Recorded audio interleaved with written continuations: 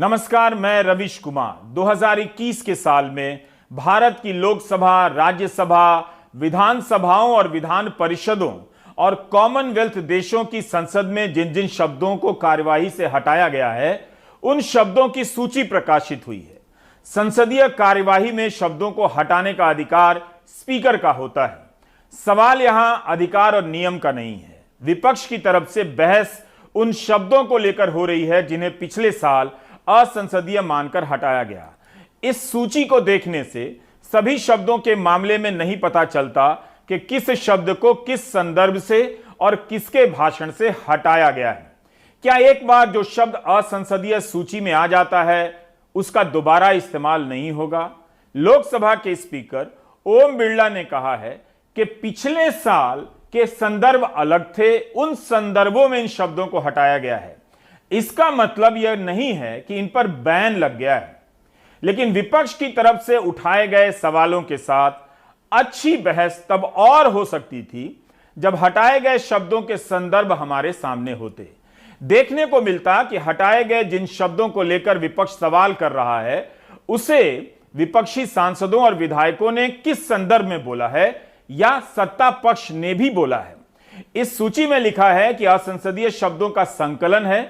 आगे से इनका इस्तेमाल होगा या नहीं यह स्पष्ट नहीं होता है, लेकिन पिछले वर्ष जिन शब्दों को हटाया गया उनकी तरफ मुड़कर देखने से कोई बड़ा नुकसान नहीं है। राज्यसभा और लोकसभा की कार्यवाही से तानाशाह, डिक्टेटोरियल को हटा दिया गया।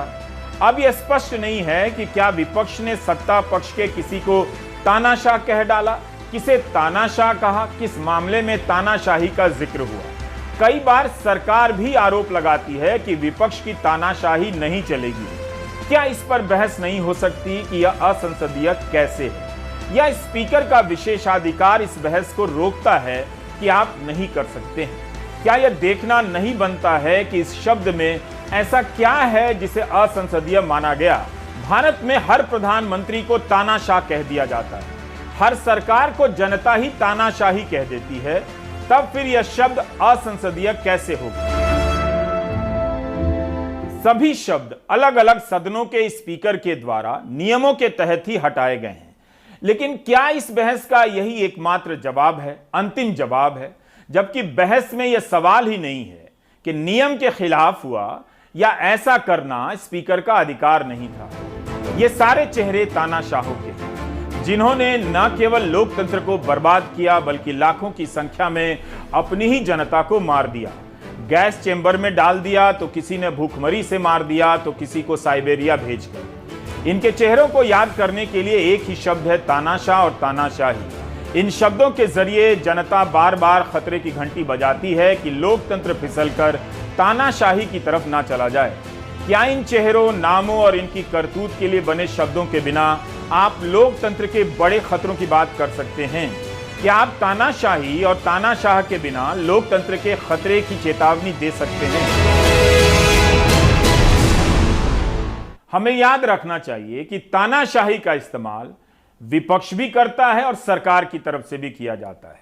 इसलिए यहां यह सवाल वाजिब हो जाता है कि किसकी आलोचना को रोकने के लिए तानाशाह के इस्तेमाल को हटाया गया, स्नूप गेट को हटाया गया। फिर बीजेपी ही आपातकाल पर चर्चा करते हुए सदन में कभी तानाशाही का इस्तेमाल नहीं करेगी। जिन शब्दों को पिछले साल असंसदीय घोषित किया गया उनकी बात पब्लिक में हो सकती है, मगर संदर्भ सही होने चाहिए, क्योंकि इनमें से ज्यादातर शब्द पब्लिक के संघर्ष से ही निकले हैं। इसलिए बात हो सकती है कि पिछले साल उसके हिस्से के किन किन शब्दों को असंसदीय घोषित किया गया। असंसदीय शब्दों की सूची से पता नहीं चलता कि जुमलाजीवी का इस्तेमाल किसने किया और किसके बारे में किया। 9 फरवरी 2021 को लोकसभा की कार्यवाही से जुमलाजीवी शब्द को असंसदीय मानकर हटाया जाता है, जबकि उससे ठीक एक दिन पहले प्रधानमंत्री नरेंद्र मोदी राज्यसभा में आंदोलनजीवी का इस्तेमाल करते हैं। आंदोलनजीवी की प्रतिक्रिया में जुमलाजीवी आता है। आंदोलनजीवी असंसदीय नहीं है, जबकि उसके इस्तेमाल पर भी काफी प्रतिक्रियाएं आई थी। जुमलाजीवी असंसदीय बताकर हटा दिया जाता है। जो आंदोलनजीवी है वो आंदोलन के बिना जी नहीं सकते हैं और आंदोलन से जीने के लिए रास्ते खोजते रहते हैं। हमें ऐसे लोगों को पहचानना होगा कि वो जो सब जगह पे पहुंच करके और बड़ा आइडियोलॉजिकल स्टैंड दे देते हैं, गुमराह कर देते हैं, नए नए तरीके बता देते हैं। देश आंदोलन जीवी लोगों से बचे, इसके लिए हम सबको, और ये उनकी ताकत है। उनका क्या है, खुद खड़ा नहीं कर सकते चीजें, किसी की चल रही तो जाके बैठ जाते हैं, वो अपना जो जितने दिन चले चल जाता है उनका। ऐसे लोगों को पहचानने की बहुत आवश्यकता है। ये सारे आंदोलन जीवी परजीवी होते हैं। देश की जुमलाजीवी सरकार और झूठजीवी सरकार ने पेट्रोल, डीजल और गैस के दाम आसमान तक पहुंचा दिए हैं। हर भारतवासी के घर का बजट बिगाड़ करके रख दिया है। अब हम कह सकते हैं, अक्कड़ बक्कड़ बम्बे वो, डीजल 90, पेट्रोल 100। कई बार जब शब्द हटाए जाते हैं तब चर्चाएं होती, लेकिन कई बार नहीं भी होती हैं। इस सूची से हटाए गए शब्दों को समग्र रूप से देखने का मौका तो मिलता ही है। अगर असंसदीय घोषित होने वाले शब्दों में ऐसे शब्द हैं जिन्हें विपक्ष अपने औजार के रूप में इस्तेमाल करता रहा है और उन्हीं को हटाया गया है, तो इसे लेकर विपक्ष की चिंता बहुत हद तक वाजिब लगती है। जैसे विश्वासघात शब्द विपक्ष की राजनीति का केंद्रीय शब्द रहा है। इसके बगैर विपक्ष का नेता किसी सरकार को उसके वादे कैसे याद दिलाए? विश्वासघात किस संदर्भ में असंसदीय रहा होगा, यह हम नहीं जानते हैं। यह जानना बहुत जरूरी भी है। प्रेस में अमित शाह कह सकते हैं कि सभी के खाते में 15 लाख देने का वादा जुमला था, लेकिन इसी बात को लेकर कोई सांसद लोकसभा या राज्यसभा में सरकार को घेरे और कह दे कि आपकी सरकार जुमलाजीवी सरकार है, तो क्या जुमलाजीवी असंसदीय माना जाएगा? अमित शाह ने जुमला शब्द नहीं गढ़ा था, क्योंकि यह शब्द अरबी का है। अरबी के शब्द के इस्तेमाल से हिंदी समर्थक अमित शाह ने अपने ही नेता के वादे को जुमला कह दिया। मौजूदा राजनीति में जुमला को प्रचलन में लाने का श्रेय अमित शाह से कोई नहीं ले सकता। फरवरी 2015 में अमित शाह ने कह दिया कि काला धन वापस आने और सबके खाते में 15 लाख देने की बात जुमला है, लेकिन तब तक जुमलाजीवी शब्द अस्तित्व में नहीं आया था। यह शब्द आता है प्रधानमंत्री के आंदोलनजीवी के जवाब के बाद। क्या आपको पता था? क्या फिर से जानने में कोई बुराई है कि जुमलाजीवी को असंसदीय मानकर कार्रवाई से हटाया गया? क्या इसी बहाने हमें जुमला के इस्तेमाल पर लौटने का मौका नहीं मिला? या कौन कह सकता है कि इस आधार पर कभी इसे असंसदीय मानकर नहीं हटाया जाएगा? इसका फैसला तो स्पीकर करेंगे और संदर्भों के आधार पर करेंगे। वही बता सकते हैं उस वक्त दोनों ही शब्दों का अस्तित्व एक दूसरे के बिना नहीं है। एक सत्ता पक्ष से आया है और एक विपक्ष से। आप सिर्फ यह नहीं कह सकते कि शब्दों का मामला बहुत खास नहीं है। यह खबर तो याद होगी, अप्रैल के महीने में कई अखबारों में उमर खालिद के मामले में सुनवाई की खबर छपती है। दिल्ली हाईकोर्ट में जज ने सवाल उठा दिया कि प्रधानमंत्री के लिए जुमला शब्द का इस्तेमाल उचित है। जागरण के अनुसार कोर्ट ने कहा कि जब सरकार की आलोचना की बात आती है तो उसके लिए भी लक्ष्मण रेखा होनी चाहिए। दिल्ली हाईकोर्ट ने महाराष्ट्र के अमरावती में खालिद द्वारा दिए गए भाषण को सुनने के बाद अपनी टिप्पणी करते हुए कहा कि छात्र नेता और दिल्ली दंगों के आरोपी उमर खालिद ने अपने भाषण में प्रधानमंत्री के बारे में जुमला शब्द इस्तेमाल किया है। हाईकोर्ट ने उमर खालिद के व्यवहार और शब्दों को लेकर पूछा, क्या यह उचित है? तो जुमलाजीवी के बहाने हम कितने ही पहलुओं पर लौट सके। इन संदर्भों और तारों को जोड़िए संसद के भीतर और बाहर की राजनीति और अदालत की कार्यवाहियों में शब्दों को लेकर जिस तरह के सवाल उठ रहे हैं, उन सबके साथ असंसदीय शब्दों की सूची को भी देखिए, तो आज का समय समझ आएगा। तब आप समझ पाएंगे कि जुमलाजीवी को असंसदीय बताकर हटाने के क्या क्या पहलू हो सकते हैं।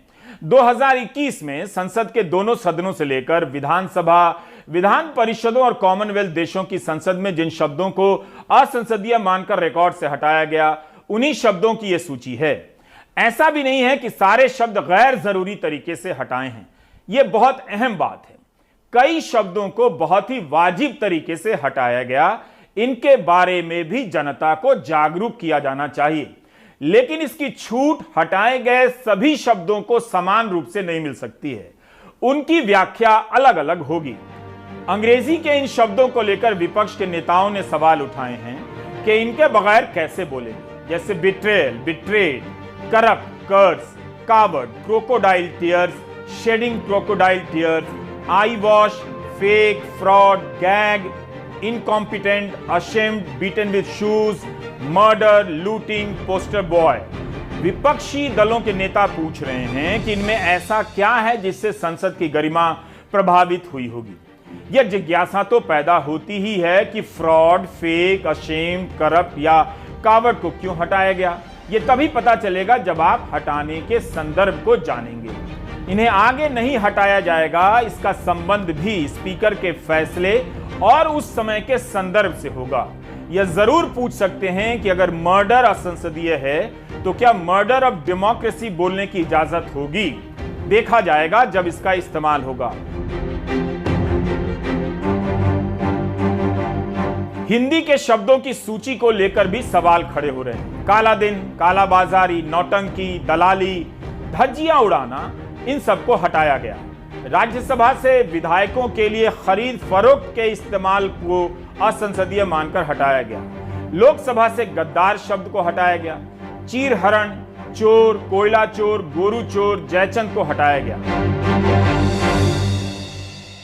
इस बहस की सबसे बड़ी दिक्कत यह है कि किस सांसद ने किसे क्या कहा पता नहीं, लेकिन किस अहम और अहंकार में डूबे हैं, इस वाक्य को राज्यसभा की कार्यवाही से हटाया गया। विपक्ष के नेताओं ने इस सूची को देखते ही सवाल उठा दिए। तृणमूल कांग्रेस के सांसद डेरेक ओब्रायन ने कहा है कि वे इन शब्दों का इस्तेमाल करेंगे और निलंबित किए जाने का खतरा उठाएंगे। क्या जुमलाजीवी से आप प्रधानमंत्री को अलग कर सकते हैं? विपक्ष ने जब भी यह आरोप लगाया है, प्रधानमंत्री मोदी के ही संदर्भ में लगाया है और उनकी पार्टी के संदर्भ में। देखिए, ये तो शब्द वहां पर एक किताब बनती है, कौन से शब्द अनपार्लियामेंट्री है और कौन से शब्द पार्लियामेंट्री होते हैं। तो हमने जो जो शब्द उन्होंने अपने पार्लियामेंट्री जीवन में कहा है, बोला है, वही शब्द हम बोलेंगे और वो बताएंगे उनको, भाई उनके डिबेट में उन्होंने क्या कहा। जब करप्शन की बात आती तो क्या करप्शन बोलने का छोड़ के कुछ और बोलते थे। आपके ये जुमले हैं उन्होंने कहते थे, क्या उससे छोड़ के और कोई बात उन्होंने कही है? तो जब खुद वो कहते हुए आए हैं, आज उनको क्यों लग रहा है कि वो शब्द ठीक नहीं है? आज वो कहते हैं कि इस लफ्ज को इस्तेमाल नहीं किया जाना चाहिए। दूसरे दिन कहेंगे कि सदन के अंदर आना है तो भगवा ड्रेस पहन के आओ। तीसरे दिन कहेंगे कि सदन में आना है तो निरामिष भोजन करके आओ। तो ये सरकार, ये देखने का जिम्मेवारी सरकार की है और किसी के नहीं है। ये रूल्स कमेटी है, एथिक्स कमेटी है हमारे पार्लियामेंट के अंदर। ये तो सेकेंड पार्लियामेंट बना रहे हैं ना, सेकेंड रिपब्लिक बनते जा रहे हैं। तो ये सेकेंड रिपब्लिक में नया वो संविधान बनाने की भी कोशिश करेंगे, सदन के नया रूल भी लाने की कोशिश करेंगे। ये तो लिंग्विस्टिक एक्सपर्ट तो नहीं है, ये कि नया व्याकरण रचना कर रहे हैं क्या? सरकार जो है, जितने इस देश में इंडिपेंडेंट इंस्टीट्यूशंस हैं उन पर दबाव बना करके विपक्ष की आवाज़ को दबाना चाहती है। लेकिन हम जनता के चुने हुए प्रतिनिधि हैं, हम आंदोलन से निकले हुए लोग हैं, हम सरकार की इस मंशा को इतनी आसानी से कामयाब नहीं होने देंगे। इस प्रकार का आलम है कि हम इन शब्दों के विरोध में इस गैग ऑर्डर को सरकार की तानाशाही भी नहीं कह सकते, क्योंकि शब्द तानाशाही भी इस अनपार्लियामेंट्री लैंग्वेज की लिस्ट में सरकार ने जोड़ दिया है।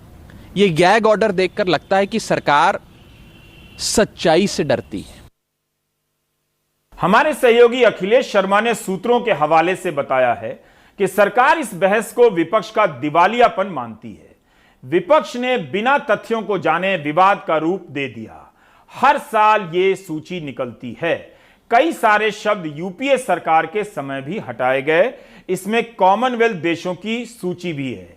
इस खंडन के लिए भी सूत्र आगे आए। पंजाब, छत्तीसगढ़, राजस्थान विधानसभा में हटाए गए शब्दों का उदाहरण देकर नहीं कहा जा सकता कि लोकसभा और राज्यसभा में जिन शब्दों को हटाया गया उनको लेकर आप बहस नहीं कर सकते, आपकी जिज्ञासाएं गलत हैं।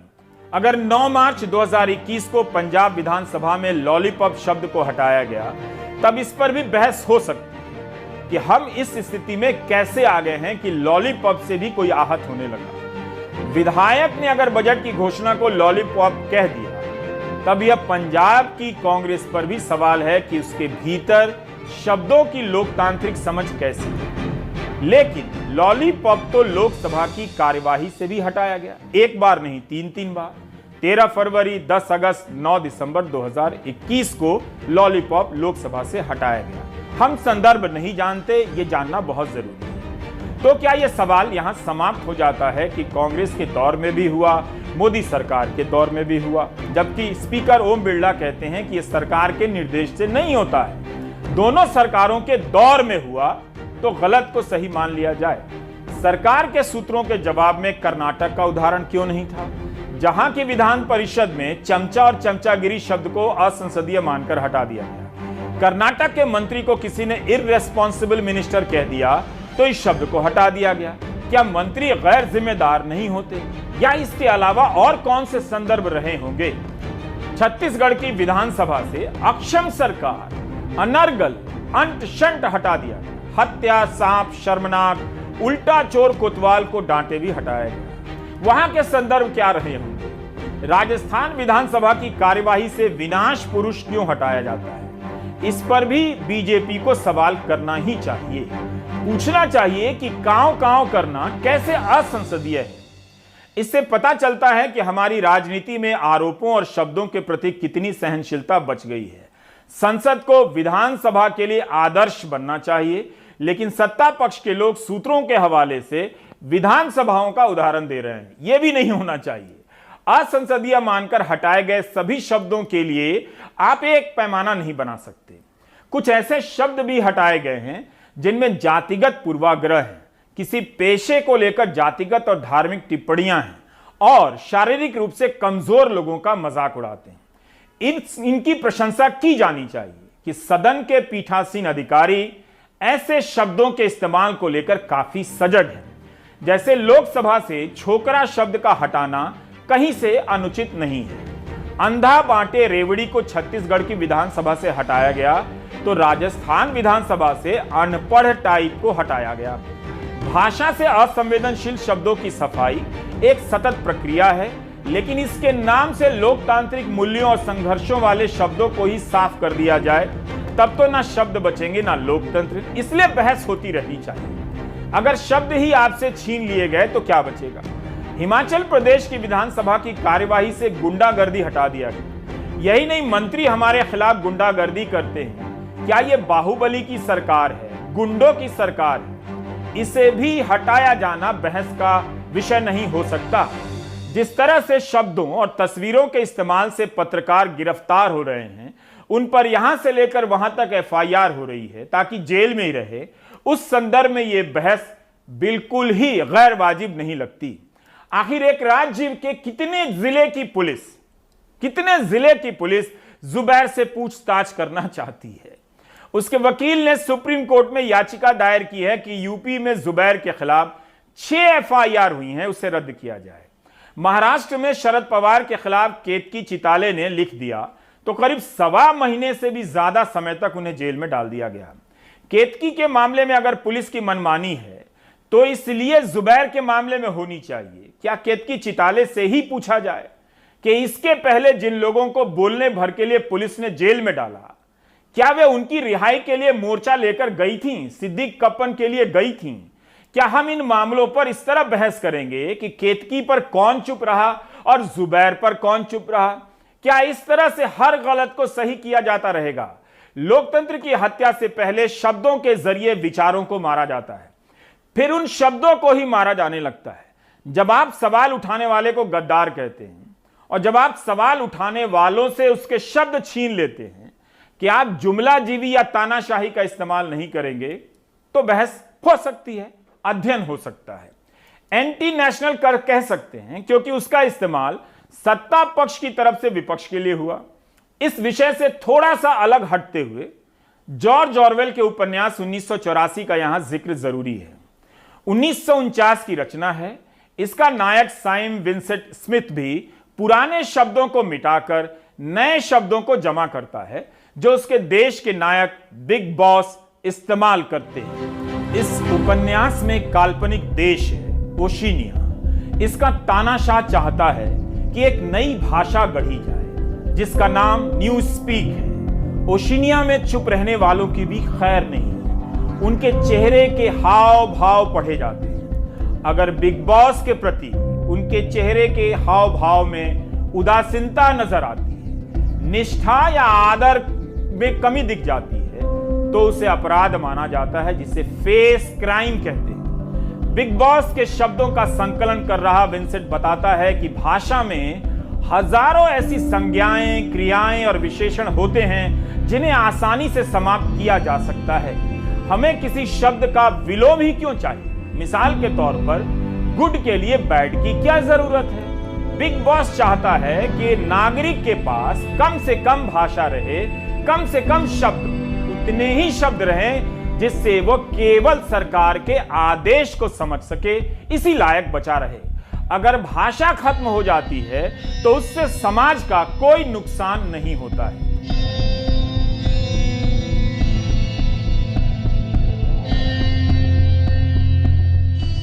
इस उपन्यास का नायक ओशिनिया के तानाशाह की हर चाल को समझ रहा है। एक जगह कहता है कि क्या आपको दिखाई नहीं देता कि न्यू स्पीक की भाषा आपके विचारों को उड़ान भरने से रोकती है, उसके पंख काट देती है। एक दिन कुछ कहने के लिए शब्द ही नहीं बचेंगे तो आप तानाशाह के अपराधों को कैसे बयां करेंगे जब शब्द ही नहीं रहेंगे? इसलिए कहता हूं कि 1984 पढ़ा कीजिए। अब तो यह किताब हिंदी में भी है, अभिषेक श्रीवास्तव ने अनुवाद कर दिया है, राजकमल प्रकाशन ने छाप दिया है। इस उपन्यास का एक प्रसंग भारत सहित कई देशों में अक्सर दिख जाता है। अब इसमें ऑरवेल लिखते हैं कि ओशिनिया की मीडिया में हर दिन कार्यक्रम चलता है जिसका नाम है 2 मिनट हेट। क्या ठीक ऐसा ही गोदी मीडिया की बहसों में नहीं होता? 2 मिनट की जगह आधे आधे घंटे के डिबेट में नफरत नहीं फैलाई जाती? समाचार एजेंसी ANI ने लोकसभा के उच्च पदस्थ सूत्रों के हवाले से इस प्रकरण पर विस्तार से छापा है। सूत्र ने जितनी लंबी सफाई दी है उससे तो बेहतर प्रेस कॉन्फ्रेंस ही हो जाती। इसे रूटीन और नियमों के तहत बताते हुए विद्वान सूत्र ने बताया है कि 2011 में भी बेईमान शब्द, डिसऑनेस्ट शब्द हटाया गया। 2012 में शेम, चीटिंग, चोरी और लूट शब्द हटाए गए। सूत्र ने यह भी बताया है कि कोई भी शब्द जो संसदीय परंपरा के विपरीत हो और सदन की गरिमा को कम करता हो उसे हटाने का अधिकार स्पीकर को है। लोकसभा के स्पीकर ओम बिरला ने भी इस मामले पर और स्पष्टीकरण दिया है और साफ साफ कहा है कि पिछले साल जिन शब्दों को जिन संदर्भों में असंसदीय मानकर हटाया गया, जरूरी नहीं कि आगे भी उसी तरह होता रहे। किसी शब्द को बैन नहीं किया है, उस समय के संदर्भ में जब जब भी आवश्यक हुआ तो विलोपित किया है। और कोई भी माननीय सदस्य को उस समय जब उनको उनके भाषण की प्रति दी जाती है, उस समय उनको कोई आपत्ति हो, चाहे सत्ता पक्ष हो चाहे प्रतिपक्ष हो, कि आपने मेरे उन शब्दों को विलोपित किया है, वो विलोपित करना उचित नहीं था, किस कारण से किए हैं। अगर वो सचिवालय के अंदर कोई नोटिस देते हैं तो सचिवालय उस नोटिस पर उनको जवाब देता है। ये सारे शब्द जो विलोपित किए गए हैं, उनकी जो भी माननीय सदस्यों ने बोले उनकी जानकारी में अच्छा होता कि अगर विलोपित शब्दों के अंदर उनकी आपत्ति होती तो वह सचिवालय को जानकारी देते। हम फिर भी हम उचित समझते, लेकिन न्याय का अधिकार, क्योंकि नियम प्रक्रिया के अंदर पीठासीन अधिकारी का अधिकार है, हम उनकी बात सुनते। हमें उसके बाद भी लगता है कि नहीं, ये असंसदीय है, तो ये अधिकार हमें है। नियम प्रक्रियाओं के अंदर हम उस अधिकार को प्रयोग करके असंसदीय मानते हैं। लेकिन यह बहस राजनीतिक दलों के दायरे में भी हो रही है। इसलिए अगर सरकार चाहती है कि यूपीए के समय हटाए गए शब्दों पर बहस हो तो फिर उसे सूत्रों की जगह सामने से आकर बहस को सेट कर देना चाहिए। यह होता है कि कई चीजों पर उस समय ध्यान नहीं गया, लेकिन अब अगर गया है तो इस पर समग्र चर्चा हो सकती है।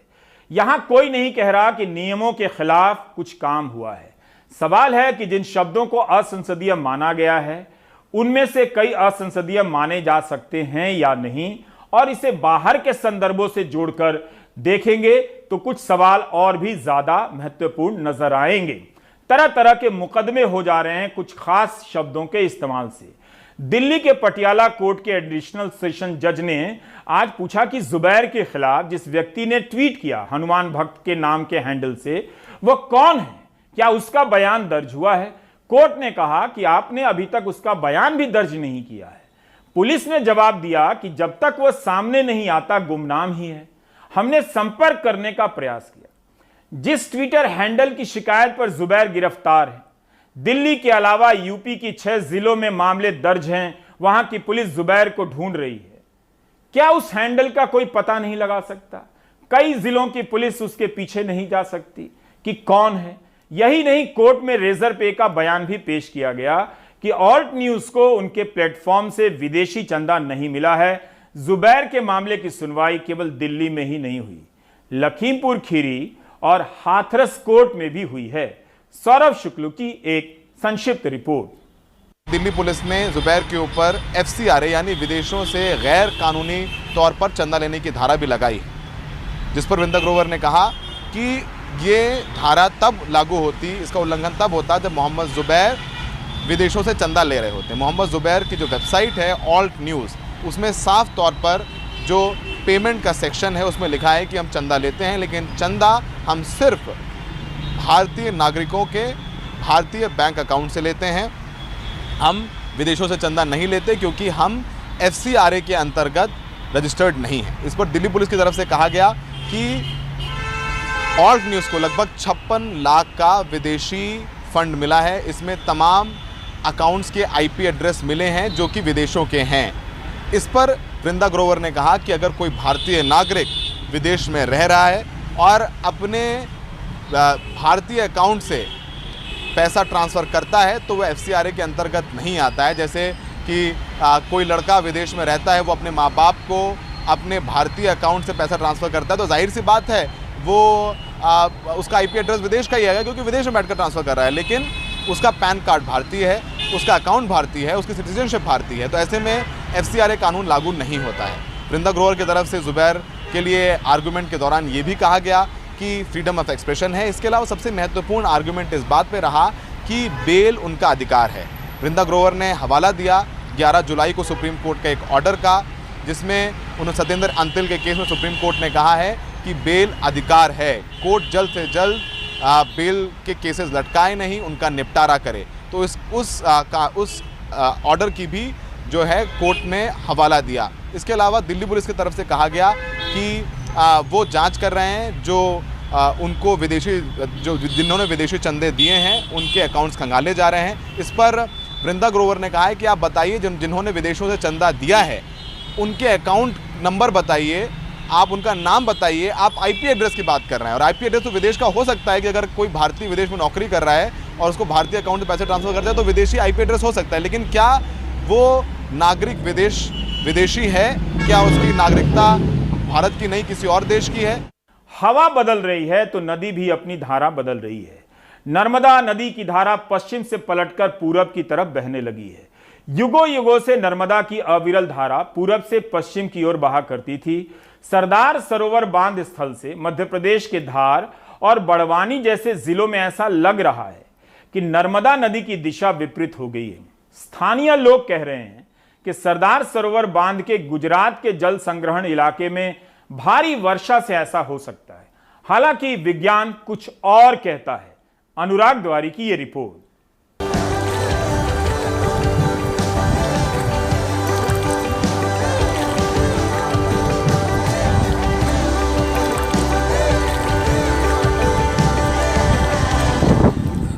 मारेवा देश की एकमात्र ऐसी बड़ी नदी है जो पूर्व से पश्चिम की ओर बहती है, लेकिन इस बरसात तेज हवाओं के कारण नदी में उठी लहरों को देखकर ऐसा लग रहा है कि नदी ने अपनी दिशा बदल ली है, पश्चिम से पूर्व की ओर बह रही है। मध्य प्रदेश के 3 जिलों अलीराजपुर, धार और बड़वानी में सरदार सरोवर बांध के 140 किलोमीटर की परिधि में ये नज़ारा नजर आया है।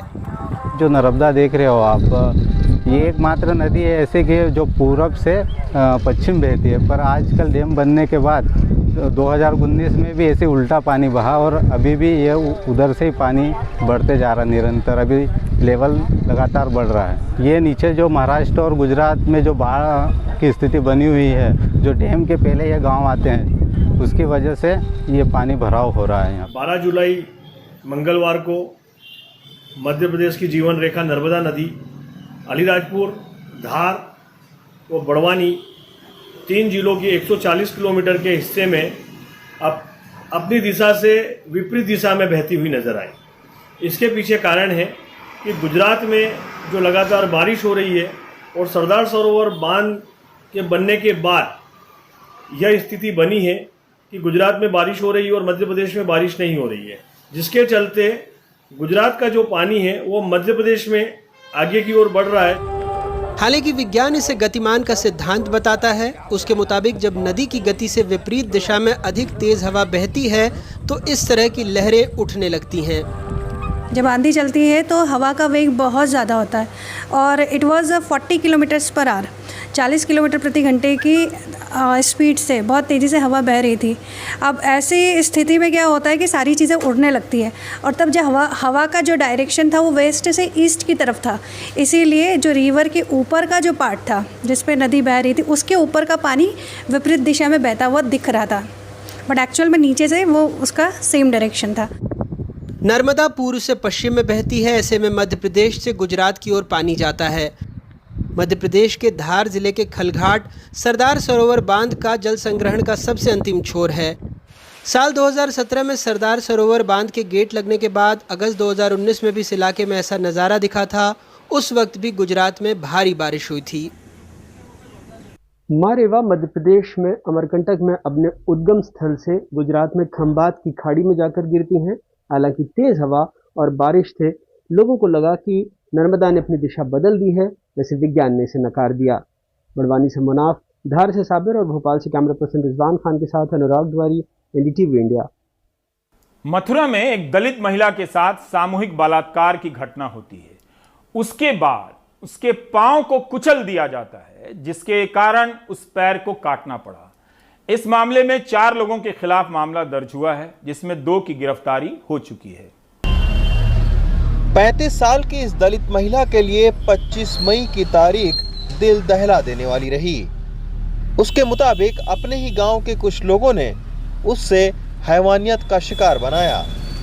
4 लोगों ने महिला से बलात्कार किया। परिवार वाले बताते हैं कि आरोपियों ने महिला से बलात्कार के बाद बुरी तरह पैरों को मोटरसाइकिल से कुचला, फिर बेहोशी की हालत में उसे पटरी पर छोड़कर फरार हो गए। 1.5 महीने तक वह मथुरा, आगरा और पलवल के अस्पताल में इलाज करवाती रही। फिर भी एक पैर काटना पड़ा, तब जाकर उसकी जान बच पाई। जी एक अड्डे से मोटरसाइकिल पे बिठा के लाए जी एक, और फिर कोल्ड ड्रिंक पिलाई इसको हनुमान मंदिर पे। फिर इस नशे की वजह से ये जंगल में उसको ले गए, बलात्कार किया और इसके मोटरसाइकिल चढ़ाई जी पैरों पर, और फिर उसके बाद फिर रेलवे ट्रैक पर ये छोड़ी आए जी। न्याय चाहते हैं जी, एक न्याय चाहते हैं। हाँ जी, आरोपियों को कड़ी से कड़ी सजा मिले। कड़ी से कड़ी सजा मिले जी। ये महिला इतनी ट्रॉमा में है कि वो बात भी नहीं कर सकती हैं, और ये वाकया तक 24 मई का है, और 24 मई को बेहोशी की हालत में ये महिला एक रेलवे के पटरी पर मिलती हैं, और उसके बाद में इनका तकरीबन 1.5 महीने तक अलग अलग अस्पतालों में इलाज चलता है, और फिर इनकी जान बचाने के लिए एक टांग काटनी पड़ती है। ये एक चमत्कार ही था कि महिला की जान बच गई। 1.5 महीने बाद जब महिला थोड़ी ठीक हुई तो 4 आरोपियों के खिलाफ शिकायत दर्ज करवाई, जिसमें 2 आरोपी महेश और महेंद्र को पुलिस ने गिरफ्तार कर लिया। बाकी 2 की धरपकड़ के लिए छापेमारी चल रही है। महिला ने थाने पर आकर सूचना दी कि उसके गांव के 2 व्यक्तियों द्वारा मोटरसाइकिल से ले जाकर उसके साथ जबरन शारीरिक संबंध बनाए गए। तत्पश्चात उन दोनों युवकों द्वारा उसे बेहोशी की हालत में ट्रैक के पास छोड़ दिया गया। इस प्रकरण में अभियोग पंजीकृत करते हुए दोनों अभियुक्तों को गिरफ्तार कर लिया गया है। अन्य विधिक कार्रवाई करते हुए योजना का शीघ्र ही निस्तारण किया जाएगा। पीड़ित महिला का परिवार बेहद गरीब है। पति पहले से विकलांग है। अब महिला की इस हालत के बाद 3 बच्चे वाले इस परिवार के सामने परेशानी ये है कि 2 वक्त की रोटी का इंतजाम कैसे होगा। मथुरा से सौरभ गौतम के साथ रवीश रंजन शुक्ला, एनडीटीवी इंडिया। इस रिपोर्ट का संबंध भी समाज के द्वारा इस्तेमाल किए जा रहे शब्दों और विचारों से है। इसलिए जब भी शब्दों और विचारों पर बहस करने का मौका मिले उसमें जुट जाइए और तरह तरह की जानकारियों और संदर्भों के साथ शामिल होने की कोशिश कीजिए। धारणाओं और नतीजों को थोड़ा अलग रखिए। डॉलर के आगे रुपया कमजोर होता होता आज 80 के पार पहुंच गया। आज $1 की कीमत 80 रुपए से अधिक हो गई। चिंता मत कीजिए, अर्थव्यवस्था और उसके असर पर बहस की नौबत नहीं आने वाली है। नए नए टॉपिक आपका इंतजार कर रहे हैं, इसलिए ब्रेक ले लीजिए।